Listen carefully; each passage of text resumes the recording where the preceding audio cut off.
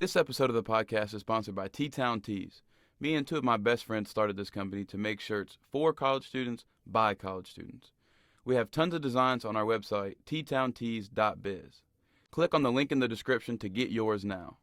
When you first started on social media, what was your motivation to do that? Was it just to post stuff and try to promote yourself? What was it? So with me originally, I wasn't gonna do any type of social media. It really started with TikTok. I wasn't gonna get on TikTok because I used to see TikToks all the time on Instagram, and it would always be the same video, and I'm like, I'm tired of seeing this. I'm not getting on TikTok, bro. And then my mom out of nowhere just told me, she was like, "Hey, you have a great personality. You're pretty funny. You should get on TikTok and just post some little videos." I'm like, nah. But then after a while, I kept, telling myself I do want to make a name for myself and actually grow my sport because yeah, track and field is well known, but what about the field side? The field side, more specifically the thrower, is not well known, and I feel like I have that power to be able to make a name for us a little bit. So the only way to do it was through the number one leading app, TikTok. Hopped on there, and it was pretty slow. I had a little bit of followers, I barely getting any views, but at the end of the day, I told myself to never focus on trying to go viral and really focus on trying to create content because the way it works to build a following, you have to actually create content. So then that way people will watch that one video that actually does go viral. They'll go back and watch it. From there, they will go to your profile and they will watch all your videos and then they will follow you.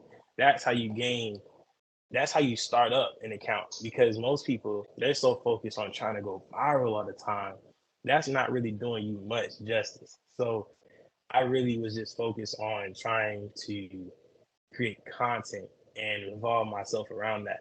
No matter how many views it just didn't do, at the end of the day I know I got content, and that's just how I kept it. And I was able to grow over 100,000 followers realistically in less than about 5 to 6 months, and it really just started popping Okay. off in just 1 month individually.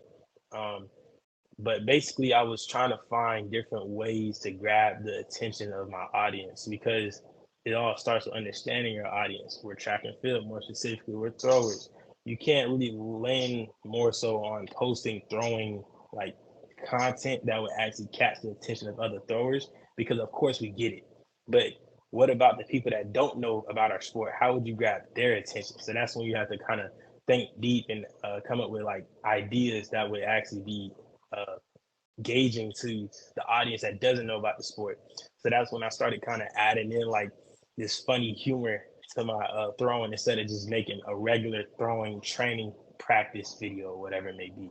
So that is what allowed me to grab the attention of that. And then back then in my past, I used to have this series where I would throw random objects because some people would say, "Oh, that discus looks easy to throw," and I would throw all the most wild stuff like a flat screen TV, a microwave, a freaking computer, all types of stuff. And Yeah. it was just kind of funny because it really showed them oh dang, he can really throw this particular object far. So now I'm kind of understanding dang, they really be throwing this John far. But that was just one little series I had going on back then.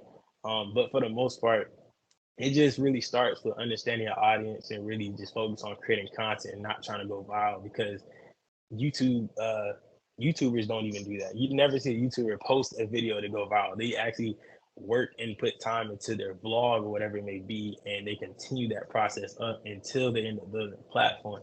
You got to create your TikTok's account and your Instagram just like a YouTuber would. So that's how I kind of always looked at it. And the thing about it is you would rather be able to produce a certain amount of numbers on a daily versus being able to do a whole lot here and there and not really hear anything back for like a month, and then you come back and you pop, you want to be able to stay consistent because that's how you're able to continuously gain that audience every single day, week, and month like me. So Yeah.